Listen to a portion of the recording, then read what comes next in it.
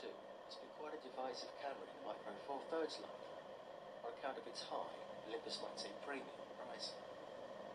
The original EM1 was considerably cheaper when introduced, and at well over twice the price of Olympus's EM5 Mark II, Panasonic's G80. The Mark II has a lot to prove.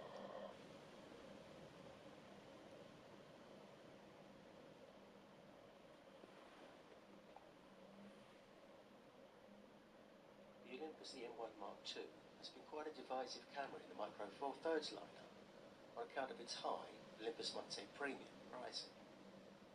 The original EM1 was considerably cheaper when introduced, and at well over twice the price of Olympus's EM5 Mark II, and Panasonic's G80.